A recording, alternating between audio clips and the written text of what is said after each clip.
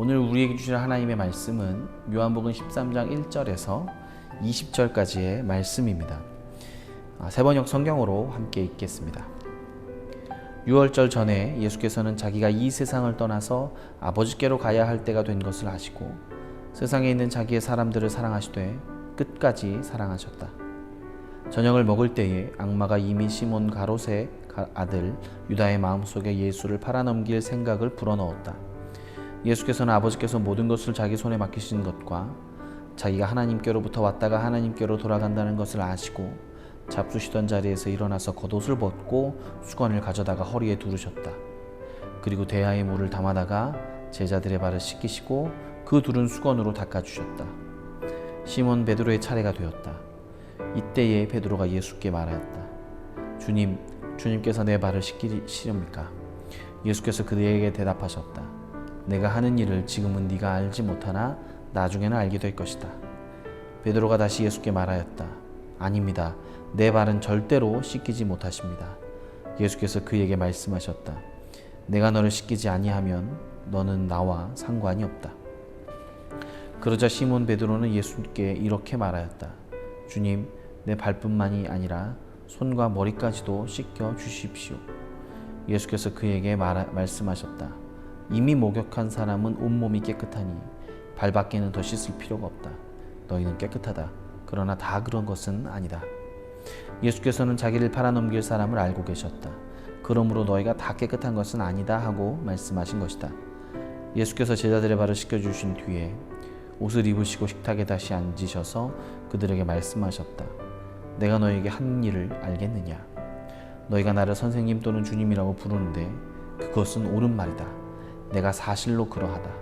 주이며 선생인 내가 너희의 발을 씻겨 주었으니 너희도 서로 남의 발을 씻겨 주어야 한다. 내가 너희에게 한 것 같이 너희도 이렇게 하라고 내가 본을 보여준 것이다. 내가 진정으로 너희에게 말한다. 종이 주인보다 높지 않으며 보냄을 받은 사람이 보낸 사람보다 높지 않다. 너희가 이것을 알고 그대로 하면 복이 있다. 나는 너희 모두를 가리켜서 말하는 것이 아니다. 나는 내가 택한 사람들을 안다. 그러나 내 빵을 먹는 자가 나를 배반하였다 한 성경 말씀이 이루어질 것이다. 내가 일어나 그 일이 일어나기 전에 너희에게 미리 말하는 것은 그 일이 일어날 때에 너희로 하여금 내가 곧 나임을 믿게 하려는 것이다. 내가 진정으로 너희에게 말한다. 내가 보내는 사람을 영접하는 사람은 나를 영접하는 사람이요 나를 영접하는 사람은 나를 보내신 분을 영접하는 사람이다. 아멘.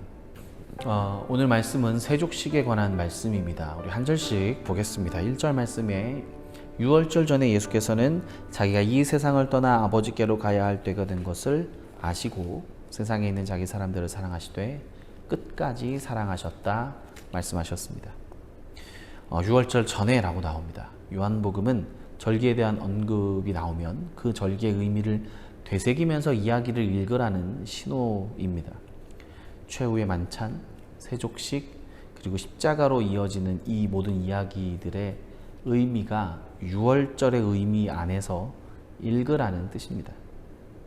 그리고 이렇게 말씀합니다. 예수께서 이 세상을 떠나 아버지께로 가야 할 때가 된 것을 아셨다. 요한복음을 또 유심히 지금까지 잘 살펴오신 분들은 아시겠지만 예수님께서는 계속 때가 아직 이르지 않았다고 말씀해 오셨습니다.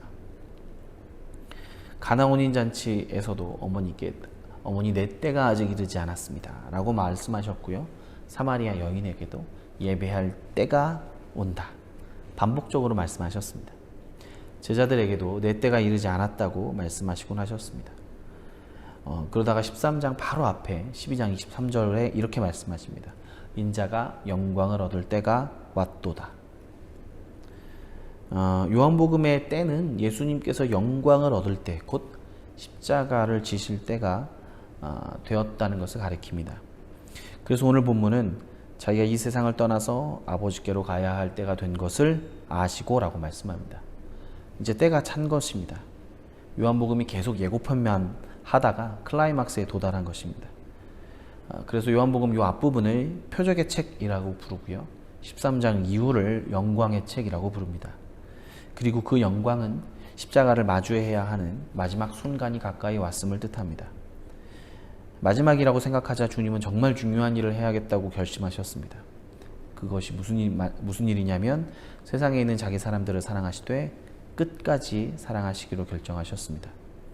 그리고 마지막 때를 불러오는 결정적 사건이 저녁 먹는 중에 일어납니다. 2절 말씀에 저녁을 먹을 때에 악마가 이미 시몬 가롯의 아들 유다의 마음속에 예수를 팔아넘길 생각을 불어넣었다. 악마, 마귀가 가룟 유다의 마음속에 예수님을 팔 생각을 불어넣었다는 것입니다.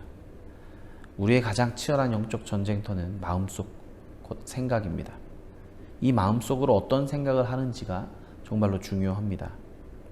잠언에서는 대저 그 마음의 생각이 어떠하면 그 위인도 그러한즉이라고 말합니다. 한 사람이 어떤 사람인가, 그 사람의 생각이 어떠한가가 결정한다는 것입니다. 예수님께서 저녁을 먹고 있는 중에 가룟 유다는 마귀가 준 생각을 마음속으로 붙잡고 있었습니다. 반대로 예수님은 이 세상에 남겨질 자기 사람들을 어떻게 하면 끝까지 사랑할지를 생각하고 있었습니다.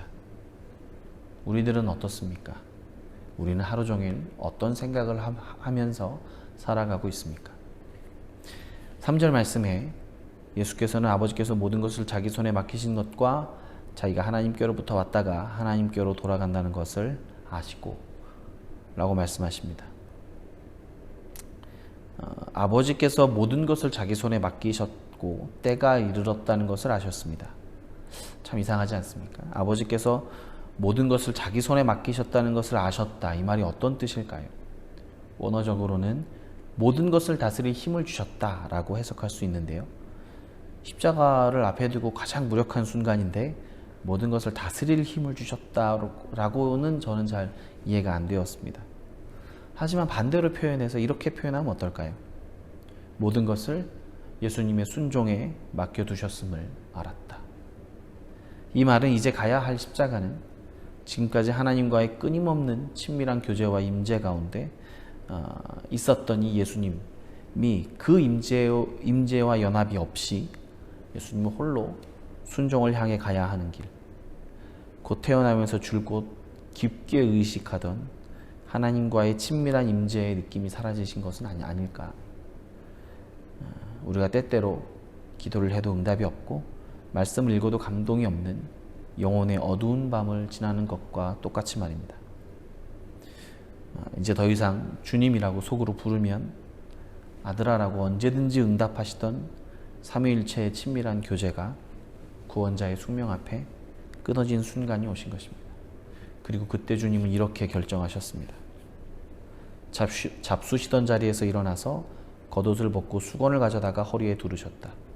그리고 대야에 물을 담아서 제자들의 발을 씻기시고 그 두른 수건으로 닦아주셨다. 종의 위치와 역할로 돌아가서 제자들의 발을 먼저 닦아주신 것입니다. 이스라엘은 식사를 할 때 발을 씻는 것이 필수 코스입니다. 특히 이제 지금처럼 장소가 다락방일 때는 더 그렇습니다. 방에서 보통 식사를 하게 되면 이스라엘 사람들은 거의 반쯤 누워서 식사를 하게 됩니다.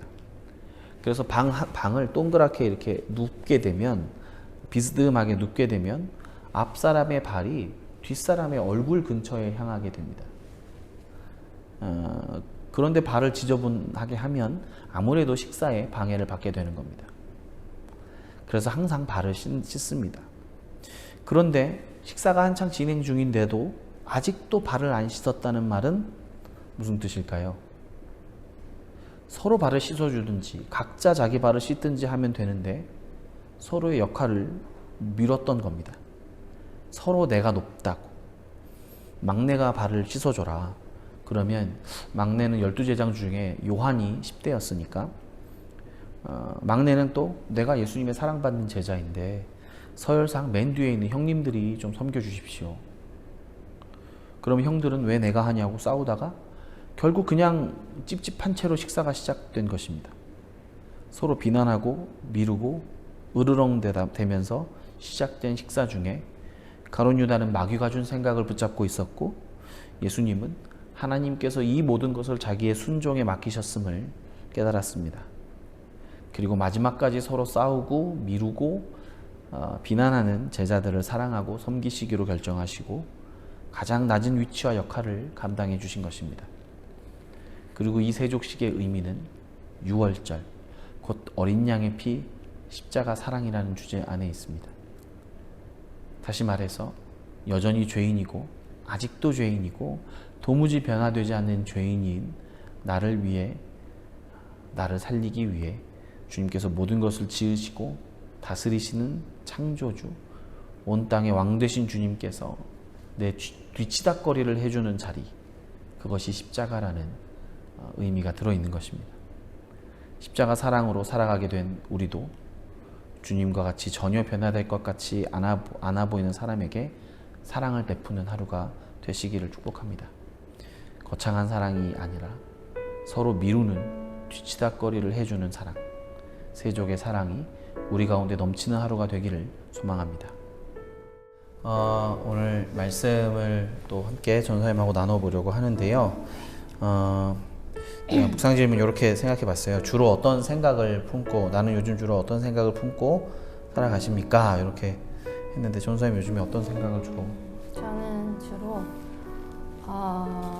우리 미리역교회 성도님들과 어떻게 하면은 좀 더 하나님 말씀을 더 깊이 있게 나눌 수 있을까 그런 고민도 있고 그런 생각도 있고 어떤 다양한 방법을 좀 시도해보고 싶다 하는 그런 사역에 대한 생각이 많이 있는 것 같습니다. 아, 그렇군요. 네.